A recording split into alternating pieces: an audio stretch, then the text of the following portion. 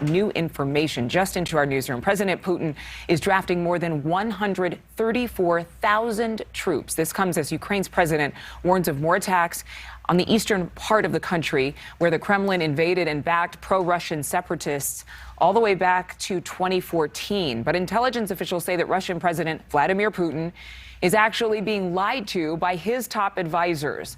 One reason why that we've seen the Russian invasion seem to just run into a lot of roadblocks. New this morning as well, there's hope for residents of Mariupol in Ukraine who have really certainly taken some of the brunt of these missile strikes and bombings. Robert Sherman, who spent weeks in Ukraine and Poland, is joining us once again in studio today with the latest developments. Robert? Ukraine's President Volodymyr Zelensky says he did not believe Russia when it said it would scale down attacks near the capital of Kyiv and Chernihiv, another major city. But this morning he says the war is at a turning point, and Ukraine's troops are preparing for new offensives. Tanks, aircraft, artillery systems. Freedom should be armed no worse than tyranny. Overnight, Ukraine's president thanks the United States and other allies for additional support. But he says in order to kick Russian soldiers out of Ukraine, they need all possible weapons.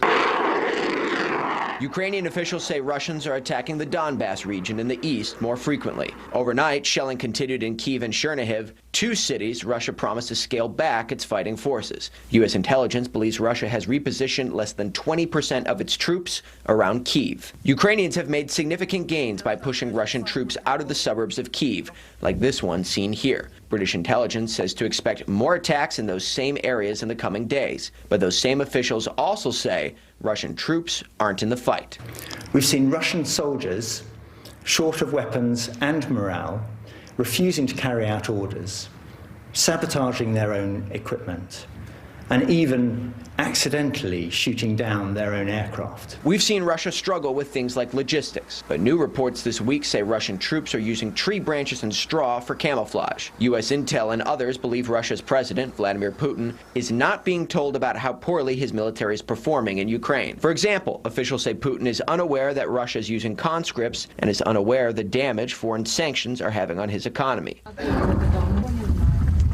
Meanwhile, in towns under attack, those who haven't or cannot leave try to live among bombed-out buildings and continued attacks. New photos show a Red Cross warehouse holding medical supplies damaged by Russian artillery. 5,000 people have been killed here in Mariupol. Russia's military says it will observe a ceasefire today to evacuate more than 100,000 people still living there.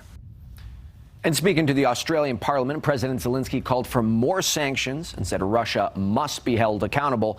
Peace talks between Russian and Ukrainian negotiators should resume Friday. Thank you so much for watching. Make sure to click on the red subscribe button below so you can get more of NewsNation's fact-driven, unbiased coverage.